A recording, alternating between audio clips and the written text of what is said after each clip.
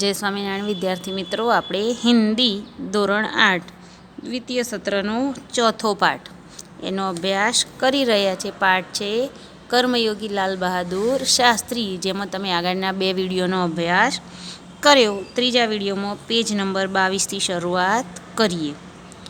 इसके बाद के 6 वर्षों तक वे इलाहाबाद की नगर पालिका से किसी न किसी रूप में जुड़े रहे. एम के एना पछीना 6 વર્ષો સુધી તેઓ इलाहाबादनी नगरपालिका में कोई ना कोई रूप थी जोड़ाયેલા रहा. मैं समझता हूँ कि इस अनुभव ने भी शास्त्री जी के व्यक्तित्व और चिंतन को नागरिकों की समस्याओं से निकट से परिचित कराया. कि हूँ समझू छूँ कि ज्यां नगरपालिका में एमने कार्य कर्यु 6 वर्ष सुधी तेना कारणे आ अनुभवथी ज शास्त्रीजी एम के देशना व्यक्तित्व एमनुं व्यक्तित्व अने एमनुं चिंतन लोकोनी समस्याओने नजीकथी जोवा माटे काम लाग्युं. उनके पास ग्रामीण जीवन का अनुभव था, एटले एमना जोड़े गामडाना जीवननो अनुभव हतो. अब इसके साथ ही इलाहाबाद नगर पालिका से जनसेवा का भी अनुभव जोड़ दिया था. अने त्यार पछी इलाहाबादनी नगरपालिका एटले के शहरी जीवननो पण अनुभव जोड़ाई गयो. लोकतंत्र की इस आधारभूत इकाई में कार्य करने के कारण वे देश की छोटी छोटी समस्याओं और उनके निराकरण की व्यावहारिक प्रक्रिया से अच्छी तरह परिचित हो गए थे. एम के लोकतंत्रना आधारभूत एकम ग्राम पंचायत अने नगरपालिका एनी साथे जोड़ावाना कारणे देशनी नानामां नानी समस्याओना निराकरण माटेना जे व्यावहारिक प्रक्रिया छे तेनाथी एम के शास्त्रीजी सारी रीते परिचित थई गया हता.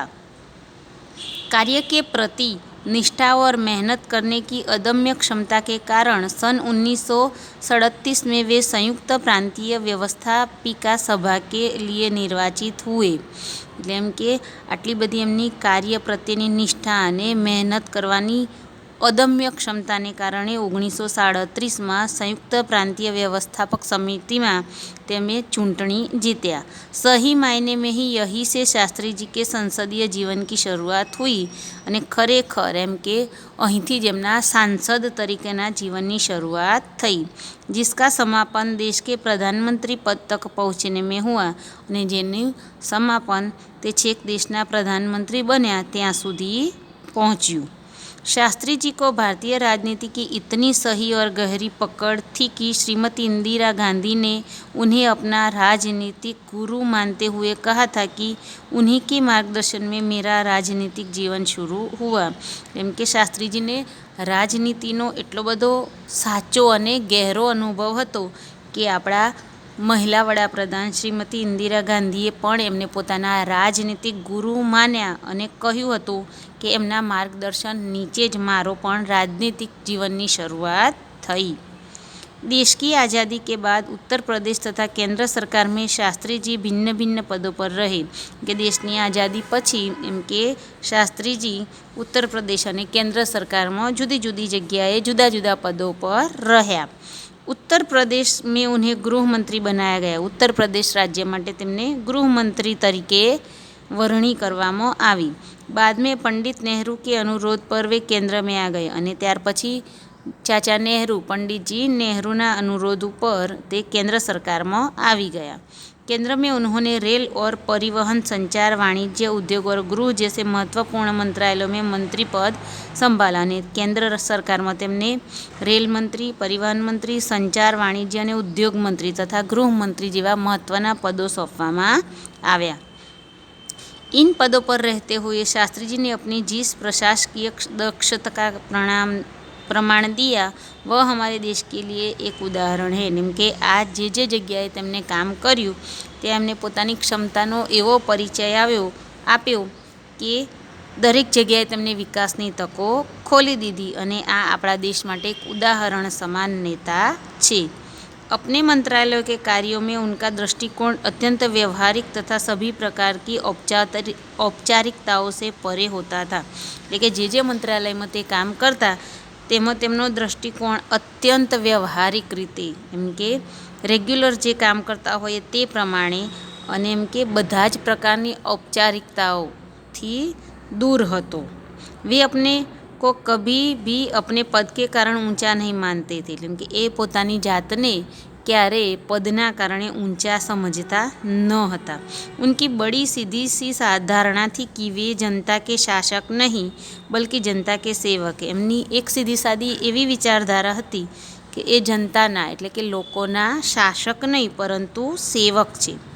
ऐसी भावना से कार्य करने के कारण उन्हें अपने मंत्रालय में तो लोकप्रियता मिली ही थी, साथ साथ ही सारे देश में भी लोकप्रियता मिली. એમ કે આવી ભાવનાને કારણે એ જે મંત્રાલયમાં કામ કરવા લાગ્યા ત્યાં તો તેઓ લોકપ્રિય થયા જ, સાથે સાથે આખા દેશમાં પણ લોકપ્રિય થયા. इसी लोकप्रियता का परिणाम था कि पंडित नेहरू के निधन के बाद देश ने उन्हें प्रधानमंत्री के रूप में स्वीकार किया. અને આ લોકપ્રિયતાનું પરિણામ એ આવ્યું કે જ્યારે પ્રધાનમંત્રી નહેરુનું મૃત્યુ થયું ત્યાર પછી દેશના બીજા વડાપ્રધાન તરીકે દેશના લોકોએ તેમને સ્વીકાર કર્યા અને ચૂંટણીમાં જીતાવ્યા. देश के इस महत्वपूर्ण पद पर रहते हुए केवल 19 महीने के छोटे से समय में उन्होंने जितनी सफलताएं और लोकप्रियता प्राप्त की वह एक उदाहरण है. એમ કે આ મહત્વપૂર્ણ પદ ઉપર તેઓ 19 મહિના જ જેટલા સામાન્ય ઓછા સમય માટે રહ્યા પણ જેટલી સફળતા મેળવી અને લોકપ્રિયતા મેળવી એ એક ઉદાહરણ રૂપ દાખલો છે. शास्त्री जी के सामने अपना उद्देश्य बिल्कुल स्पष्ट था. એમના જીવનમાં એમની સામે એમનો ઉદ્દેશ બિલકુલ સ્પષ્ટ હતો. उसमें किसी प्रकार का धुंधलापन या भटकाव नहीं था. અને પોતાના ઉદ્દેશ્યમાં એટલા સ્પષ્ટ હતા કે એમાં કોઈ પ્રકારના ધૂંધલાપન એટલે કે ધૂંધળાપણનું અથવા તો ભટકી જવાનો કોઈ સવાલ જ હતો નહીં. वे हमारे देश के अत्यंत महत्वपूर्ण पदों पर रहे, એટલે કે આપણા દેશના महत्वपूर्ण पदों पर એમને राज्य કર્યું और इन पदों पर रहते हुए स्वाभाविक रूप में से वे अधिकार संपन्न भी थे. એટલે કે આ પદો ઉપર રહીને સ્વાભાવિક રીતે એમને મોટા મોટા અધિકારો પણ પ્રાપ્ત થયા હતા. लेकिन उन्होंने हमेशा आत्मसंयम से काम लिया तथा अधिकारियों से अधिक कर्तव्यों को तरजीह दी. એટલે કે એમને છતાંય પોતાના પદનો ક્યારેય દુરુપયોગ નથી કર્યો અને સંયમપૂર્ણ કામ કર્યું અને પોતાના જે હાથ નીચેના અધિકારીઓ છે એમની પાસેથી પણ એ જ રીતે કામ લીધું. શાયદ इसीलिए शास्त्री जी के इतने अधिक लोकप्रिय भी हो सके. અને એટલે જ આ એમની કર્તવ્યનિષ્ઠ જે ભાવના હતી તેના જ કારણે તે દેશમાં આટલા બધા લોકપ્રિય થયા. उन्होंने अलीगढ़ मुस्लिम विश्वविद्यालय के दीक्षांत समारोह में 19 दिसंबर 1964 को छात्रों को संबोधित करते हुए कुछ इसी तरह के विचार व्यक्त किए. એટલે કે એમને અલીગઢ મુસ્લિમ વિશ્વવિદ્યાલયની દીક્ષાંત સમારોહ હતો તેમાં 19 ડિસેમ્બર 1964ના દિવસે વિદ્યાર્થીઓને એક સંબોધન કર્યું અને એમાં કહ્યું, आपके भविष्य की मंजिल चाहे जो कुछ भी हो, आप में से प्रत्येक को यह सोचना चाहिए कि आप सबसे पहले देश के नागरिक हैं. એમ કે તમારા ભવિષ્યની મંજિલ ગમે તે હોય, તમારો સપનું ગમે તે હોય, પણ છતાં સૌથી પહેલાં તમારે એ વિચારવું જોઈએ કે આપણે બધા ભારત દેશના નાગરિક છીએ. यह आपको संविधान द्वारा प्रदत्त कुछ अधिकार देता है. એટલે કે એ તમને संविधान द्वारा કંઈક અધિકાર આપે છે. लेकिन इसमें कुछ कर्तव्यों का भी बोझ आता है. એટલે કે એકલા ફક્ત આપણને ભારતીય નાગરિક તરીકેના અધિકારો નથી મળતા પરંતુ એની સાથે સાથે આપણી ફરજ કર્તવ્ય પણ છે. जिसे समझना चाहिए અને એને આપણે બધાએ સમજવું જોઈએ. हमारा देश प्रजातांत्रिक એટલે કે આપણો દેશ લોકતાંત્રિક છે. જો નિજી સ્વતંत्रता देता है એટલે જે એમ કે વ્યક્તિ સ્વતંत्रता આપે છે.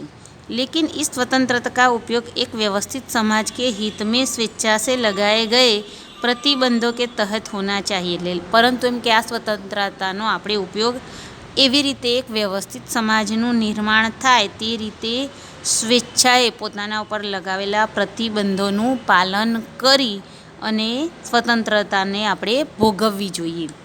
अधिकार, कर्तव्य और आत्मसंयम के बारे में यह अत्यंत महत्वपूर्ण बात शास्त्री जी ने कही थी. એમ કે અધિકારો, કર્તવ્ય અને આત્મસંયમના વિશે આ એક ખૂબ મહત્ત્વની વાર્તા એમને એમ કે આ વાત એ વિદ્યાર્થીઓને કહી, जिसे आज याद रखने की ज़रूरत है. એટલે કે જેને આજે આપણે યુવાનો છીએ, તમે પણ 8મા ધોરણના વિદ્યાર્થીઓ છો, કાલ ઉઠીને મોટા થશો, તમે પણ યુવાન થશો તો તમારે પણ આ વાત યાદ રાખવી જોઈએ.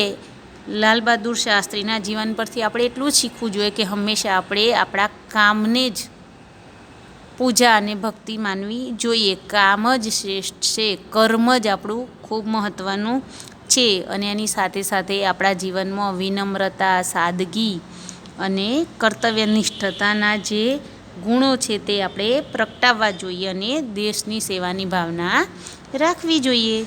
અહીં તમારો આ પાઠ પૂરો થાય છે, જેના શબ્દાર્થ, અભ્યાસ અને સ્વાધ્યાય લખીને તમારે નોટમાં આ પાઠ પૂર્ણ કરવાનો તથા પાઠનું વાંચન કરવાનું. જય સ્વામિનારાયણ.